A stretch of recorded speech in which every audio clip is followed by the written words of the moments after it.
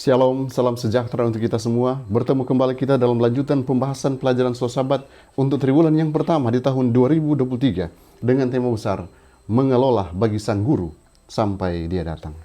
Dan pelajaran yang kelima hari ini kita akan bahas dengan judul menangani hutang. Sebelum kita lanjut, saya mau ajak kita minta tuntunan kuasa sorga. Kita berdoa. Bapa di sorga, kami butuhkan kuasa Roh Kudus-Mu untuk menerangi hati dan pikiran kami, agar kami boleh mengerti setiap firman yang akan kami pelajari saat ini. Terima kasih untuk jaminan yang Kau berikan bagi kami, dalam nama Yesus. Amin. Oke, landasan yang membahas pelajaran kita diambil dari Amsal pasal 22 ayat yang ke-7. Orang kaya menguasai orang miskin, yang berhutang menjadi budak dari yang menghutangi. Saudaraku, definisi daripada hutang mungkin sederhana. Kita katakan seperti ini. Hutang itu adalah bagaimana kita mau hidup hari ini atas apa yang kita harapkan kita dapat peroleh di masa depan. Nah sekarang ini, kalau berbicara hutang, ini sudah menjadi gaya hidup. Tapi saudaraku, jangan menjadi norma-norma atau aturan bagi orang-orang Kristen. Karena kitab suci tidak mendorong kita untuk berhutang.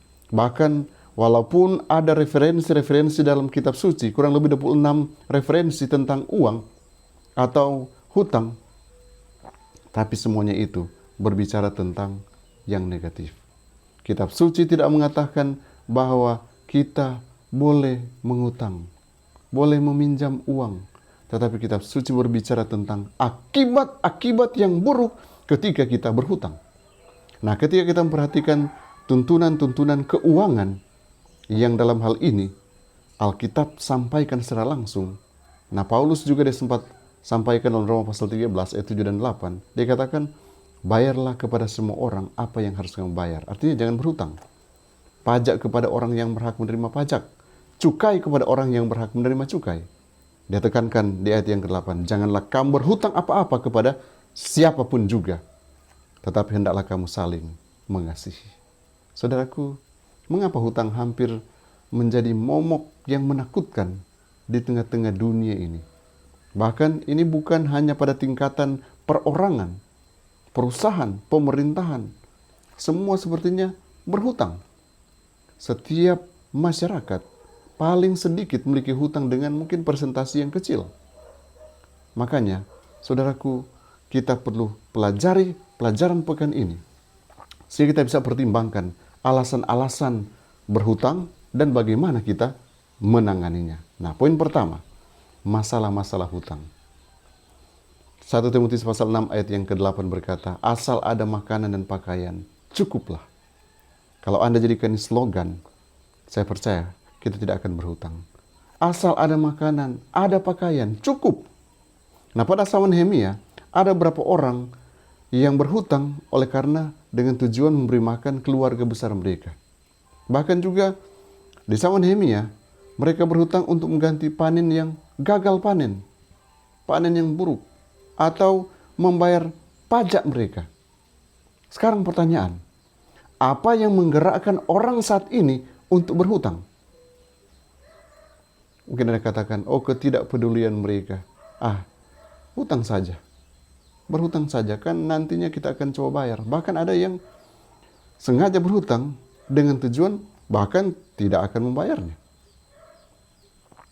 Kenapa? Mereka tidak peduli. Karena mereka juga tidak tahu prinsip-prinsip Alkitabiah. Kemudian ada juga dengan alasan egoisme. Mereka ingin memiliki lebih banyak barang atau sesuatu untuk memuaskan, hanya sekedar memuaskan hasrat egoisme mereka. Atau karena keperluan. Mungkin kalau keperluan bisa saja Anda mungkin pertimbangkan. Tapi mari kita coba berusaha sebaiknya kita hindari masalah-masalah hutang. Mereka mungkin tidak memiliki penghasilan yang cukup untuk memenuhi keperluan dasar mereka. Atau keadaan yang tidak terduga mungkin telah mempengaruhi mereka sehingga mereka katakan alasan berhutang. Saudaraku, ini mungkin hanya alasan-alasan yang boleh kita lihat. Sebentar kita akan coba lihat bagaimana kita harus menerima dan bahkan mempraktekkan nasihat yang datangnya dari Tuhan. Nah, pelajaran yang kedua, kita harus mengikuti nasihat orang yang saleh. Kolose pasal 3 ayat yang kelima. Karena itu matikanlah dalam dirimu segala sesuatu yang duniawi, yaitu percabulan, kenajisan, hawa nafsu, nafsu jahat, dan juga keserakahan yang sama dengan penyembahan berhala. Ini keserakahan biasanya yang akan menuntun orang untuk berhutang. Memang hutang bukanlah dosa, namun terkadang hutang atau utang itu bisa menjadi konsekuensi daripada dosa. Apa konsekuensinya? Timbul keserakahan, riba, ketamakan, bahkan sampai menipu, ada kecurangan, bahkan sudah fokus kepada uang, jadi cinta akan uang, menurut 1 Timotius pasal 6 ayat yang ke-10. Kemudian bahayanya sudah tidak setia lagi dalam persepuluhan dan persembahan. Nah, jika salah satu dari dosa itu membuat kita berhutang, pertama-tama kita harus mencari pengampunan Tuhan dan pertolongannya untuk meninggalkan dosa-dosa kita.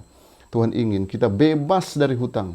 Jadi, Dia memberi kita nasihat yang berguna dalam firman-Nya. Nasihat yang penting adalah mengutamakan kesetiaan kita kepada Tuhan dan mengembalikan persepuluhan dan persembahan kita. Bahkan kita berani katakan, hutang no.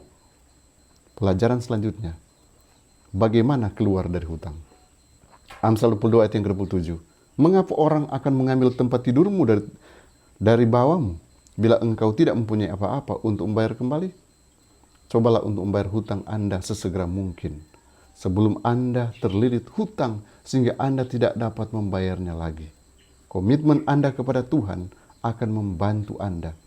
Tetapi yang perlu Anda lakukan, Anda harus setia kepada Tuhan dalam mengembalikan milik Tuhan.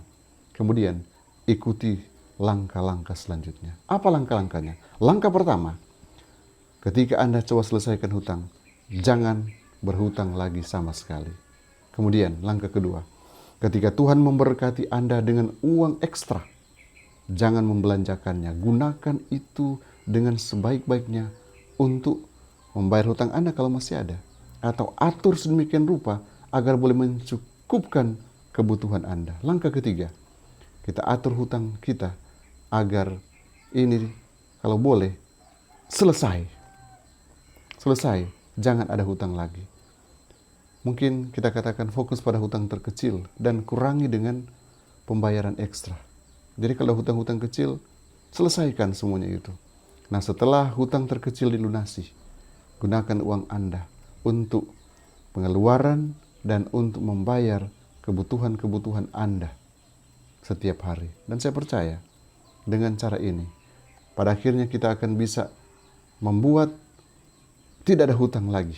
Dan kita akan hidup dengan apa yang ada pada kita, dengan berkat yang Tuhan akan anugerahkan kepada kita. Mungkin hanya sederhana. Nah, ini skema jaminan dan cepat menjadi kaya. Anda mungkin bertanya-tanya, bagaimana mau cepat jadi kaya? Apakah boleh kita menjadi kaya? Amsal 22 ayat yang ke-26. Janganlah engkau termasuk orang yang membuat persetujuan dan yang menjadi penanggung hutang. Tuhan tidak ingin anak-anaknya bertanggung jawab atas hutang dan kewajiban orang lain. Bahkan untuk hutang orang miskin. Amsal pasal 6 ayat 1-5 berkata seperti itu. Kita dapat membantu orang yang memerlukan untuk membayar hutang mereka jika kita memiliki kesempatan itu. Tetapi kita tidak boleh bertanggung jawab untuk menjamin hutang mereka. Nah, lihat, tidak boleh bertanggung jawab untuk menjamin hutang mereka karena akan membuat mereka ada yang akan menanggung hutang saya. Dan mereka akan mulai berpikir tidak mengapa berhutang dan berhutang lagi. Jadi saudara, ketika kita mungkin berinisiatif karena tergerak hati, saya akan tanggung hutangnya. Kita lihat dulu case-nya.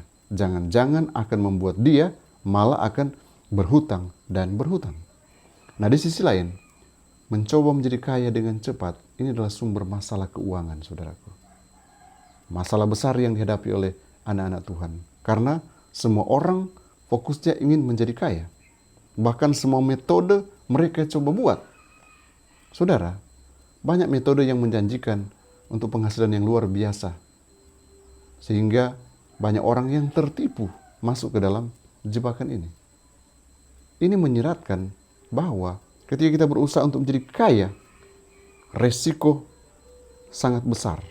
Karena ketika kita berusaha menjadi kaya, kita akan gunakan berbagai macam cara dan metode kalau boleh, kita so cepat menjadi kaya. Hati-hati saudaraku, karena ini akan membawa kepada kehancuran keuangan kita. Kalau keinginan kita cepat menjadi kaya, mari kita berhati-hati. Mari kita berusaha hidup dengan apa yang ada pada kita, sambil kita berusaha untuk mengembangkan semua potensi yang ada pada kita untuk mendapatkan penghasilan lebih. Tadi ekstra. Kalau udah yang ekstra, marilah kita menabung. Ingat, kalau ada ekstra, marilah kita menabung untuk jaminan ke depan. Jadi saudaraku, memang untuk menjadi kaya ini adalah faktor yang berbahaya kalau motivasinya ingin menjadi kaya. Batas waktu dan presentasi pinjaman. Ulangan pasal 15 ayat 1. Pada akhir 7 tahun engkau harus mengadakan penghapusan hutang. Jadi kalau orang Israel ada tahun tertentu yang ditentukan menjadi berkat bagi orang lain. Karena pada tahun itu semua hutang-hutang dihapuskan. Tapi beda dengan yang ada sekarang. Beda dengan yang ada sekarang. Sejauh ini, setelah semua yang telah kita pelajari dalam pelajaran ini, pertanyaan, bolehkah kita minjam uang? Bolehkah kita berhutang? Dalam hukum Musa, Allah mengakui bahwa pinjaman itu perlu, namun dia membatasi hutang paling lama sampai 7 tahun. Ulangan 15 ayat 1 sampai yang kelima. Namun pinjaman mungkin lebih lama dari tahun yang ditetapkan oleh kitab. Misalkan ada hipotek dan lain sebagainya. Meminta pinjaman memang bukanlah dosa, namun pinjaman harus menjadi solusi terakhir dan yang tidak dapat dihindari jika kita sudah tidak bisa hidup lagi. Tidak ada apa-apa lagi untuk hidup. Saudara-saudaraku, mungkin pelajaran ini sederhana, tapi ini mengingatkan kita untuk mengatur keuangan kita secara sistematis sehingga kita tidak terlilit dengan masalah hutang. Apakah kita akan atur ada jangka pendeknya, jangka menengah, dan jangka panjangnya.